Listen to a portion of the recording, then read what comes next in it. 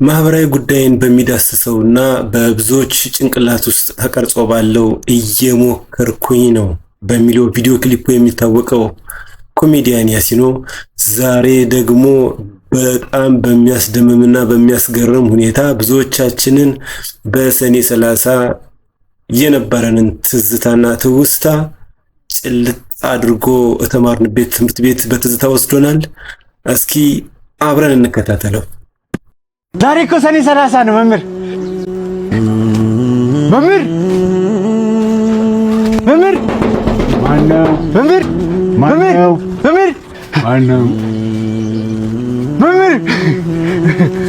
አስታወስከኝ? ሰባተኛ ክፍል አለቃ ከፍ ያለው ይኸው ልክ እንደ ትናንቱ ረባሾች አሉ። በደንብ ጽፌያለሁ። ይኸው ቅጣቸው ምንም ቢያድግ ጊዜ ቢሄድ ደጉም አብሮ የተማረ አብሮ የተላፋ ጎዳና ሲወጣ አኳኩሉ ብለው እንዴት አይፈልጉም? ነጋላሉ ነክተው ግን ባልሳሙ ልጅነት ናፈቀኝ ለዛና ቀለሙ አኩኩሉ በሉ አያጅቦ አለ ብሎ የጠየቀ ከሰውነት አርፎ ላውሬ የተጨነቀ ወርቃማው ትውልድ ወዴት ተደበቀ? አደግን የእድሜ ጣራ ወጣ ሳንደበቅ እንኳን በአውራ ጎዳና የሚፈልገን አጣ። አደግን እድሜም ኮበለለ ፊደል ካስቆጠርከው አባከና ብሎ የጠየቀሃለ የለም። ኤክስ አንተና ማህደር አንድ ወንበር ላይ ነበር አይደለም የምትቀመጡት? ማህደር ይቅደም በወሊድ ምክንያት አረፈች በቀደም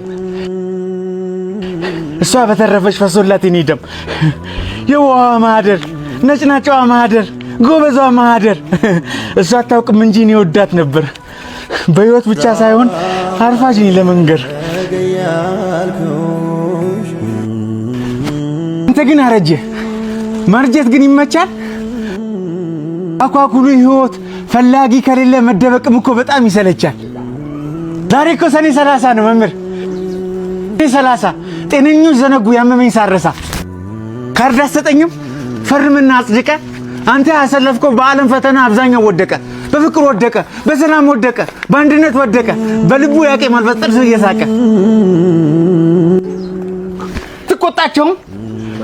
ትቆጣቸውም ዛሬ አንተን አይፈሩም።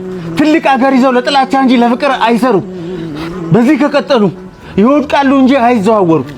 ተቆጣ ተውበል በርሲሳ ድብድቡ ይቅር ዛሬ እንታረቅ ለሰኔ 30 እንታረቅ። ሰላም ሰኔ 30 ያሲኖ በጣም ትችላለህ። በጣም ትችላለህ ያሲኖ።